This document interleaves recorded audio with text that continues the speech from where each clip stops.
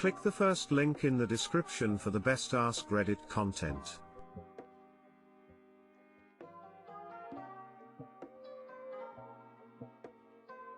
Today I fucked up by playing with kids at a party. This happened to me during my little brother's friend's birthday, just before the pandemic. So, when it comes to parties, I am that one guy that always plays with the kids, and keeps them occupied at the expense of my energy. They all come to me and say, hey, let's play XYZ. So on this occasion, the same thing happened. I walked into my brother's friend's 9th birthday, and the same thing happened. It was all going well, we played tag around the house, we being about 6 kids between the ages of 3 to 10, played hide and seek, etc etc. This was until the birthday boy wanted me to turn into a robot. So that's what I did. I pretended to be a robot, and a combat one, so I went around chasing the kids for about 20 minutes, pretending to be a kung fu robot master. It was going fine until one of the younger ones, who happened to be the little sister of the birthday boy, around 4 years old, came sprinting up the stairs, with me pretending to hit the kids on the landing. The kid pushed past me, which I never realized, and I may have accidentally punched him square in the face. Hard. Of course,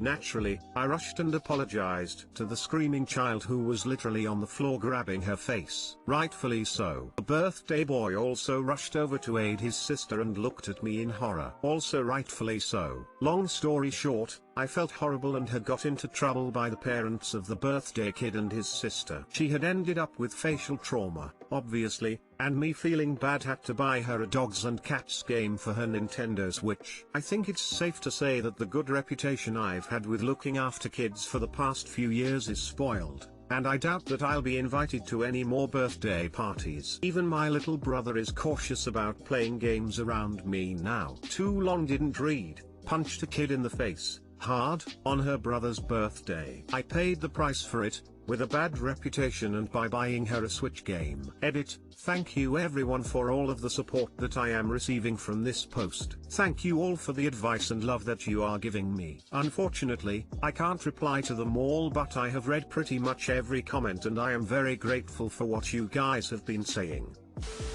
I feel bad for you. It happens, especially when children are involved. I used to babysit a small toddler when I was younger. He came running to me while I was seated and face planted on my knee. It was very nice of you to buy her a Switch game. Hopefully your reputation isn't completely destroyed. Who knows? Maybe more kids would like to take a punch if it gets them a Switch game. Smile. That's a good point, haha. If I was a kid, I'd willingly take a blow to the face for a Switch game I've been wanting. I haven't been aware of any other parties taking place, so hopefully I haven't been banned from them. Shit spreads fast on Facebook.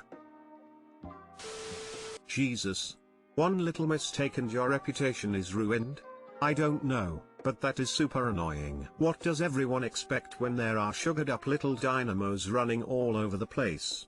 It's not like you did it on purpose. In fact, the parents should be grateful you entertain the kids and understand that stuff like this will happen often.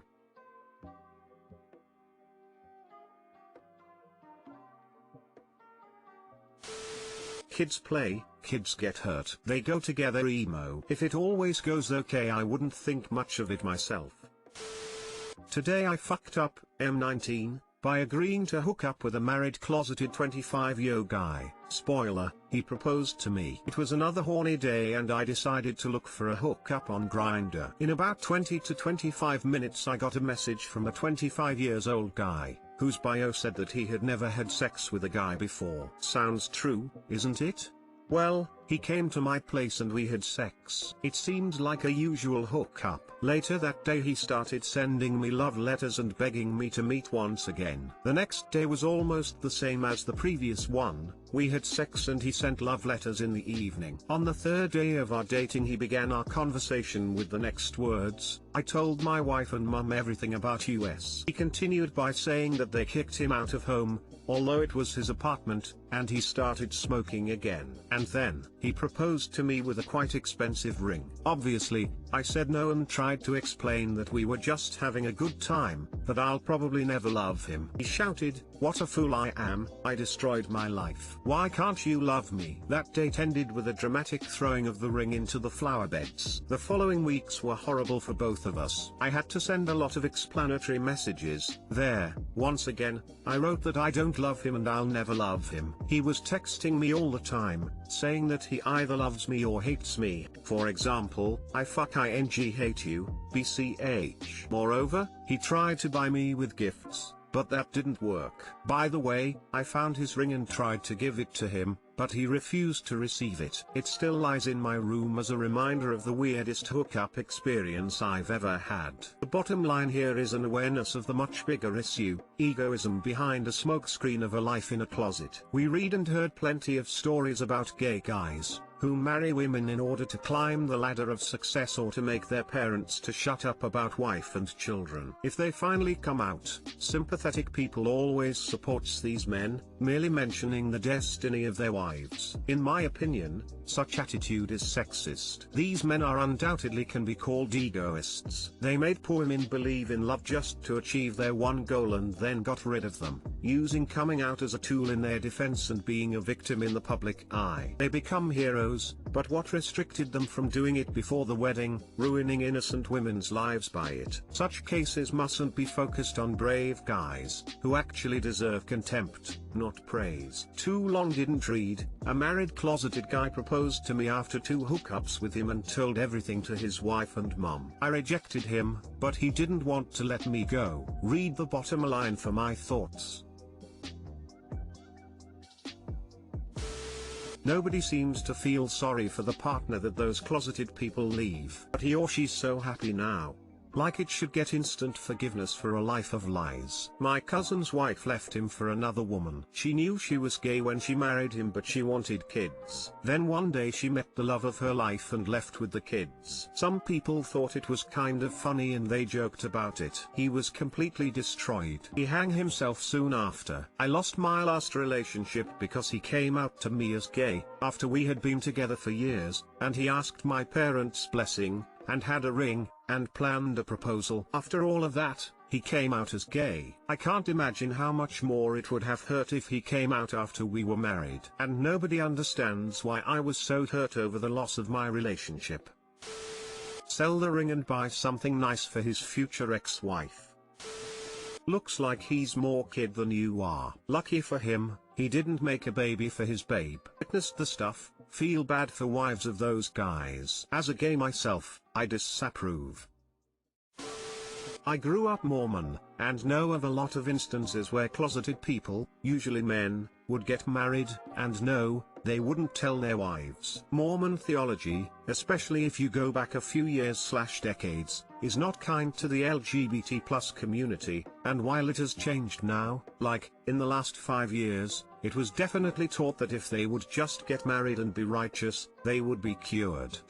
Obviously, heartache and broken families are the ultimate result, because denying something so fundamental to who you are as a human being is not healthy or right to expect that of someone. But I hate, so much, that the women end up being collateral damage of this social construct that told these men they just needed to get married and they would be fine. I've personally known several families that have been destroyed because of this exact situation. And it's easy to sit back and say that he should have told her, or she, if the wife was gay, before getting married. But in this community, there's an enormous amount of risk associated with coming out. Now the whole proposing thing? That's just unstable. Dude's not right in the head. Ah yes, ruining your life over someone you've slept with a couple of times you've not even discussed relationship status with. Today I fucked up by not doing a patch test and burning my vagina off. This happened about 2 hours ago, and I'm still spread-eagled on my bed with a fan pointed at my fanny. Read on and please, heed my warning. The whole business started about a week ago, when an advert popped up during my mindless social media scrolling. It was for a cream for blush down there. Not just any cream though, this was the fucking god tier of hair removal creams. It had all the right buzzwords: silky smooth, all natural, vegan formula, Fun packaging. Now, normally I don't mind shaving, but the house I live in right now has no bath, just a shower cubicle, and honestly, performing the genital shaving gymnastics does get a bit tiresome after a while. Could this tailored advert be the solution to my first world shower problem? £10.99 later I was ready to find out. It arrived today. First glance, all looked okay. It seemed pretty idiot-proof too. All the instructions were printed on the side of the box, no leaflet inside with terrifying warnings. Sweet. There was a little notice about doing a patch test, but it was in tiny writing, right next to the bit about not putting it in your eyes. I decided to chance it. I mean, it was a vegan formula. Wrong. So wrong. I positioned myself on my bed, with a sheet under me, and my big light-up makeup mirror pointed at the area of attack. First thoughts on the cream: smelled quite nice, sort of floral. It was a nice pale pink color, and came with a cute little matching spatula to help apply it. I smothered myself, and sat back to wait for the required 2 minutes. The first sign of the upcoming storm came about 20 seconds in. Oh, it tingles, I thought benignly, how fun. 45 seconds in, the mild tingling had begun to feel more like a jalapeno tampon. I started to wonder whether I had made a horrible mistake. After a minute, I was acutely aware that it felt like ants were attacking my vagina. A light floral scent had gone, and in its place was a smell not unlike burning plastic. By the time the 2 minutes were up, the ants were still there, and it felt like they'd invited some wasps to join the party. I ran for the bathroom. According to the cursed box, I needed to wait another 2 minutes in the shower before starting to rinse it off. Not trusting myself to accurately count 2 minutes unaided, I turned on the first playlist I found, planning to time myself through songs. The playlist I panic selected was my housemate's chill out playlist, The Joys of Shared Spotify. Interesting choice. Not what I would normally think of when I was being eaten alive by acid,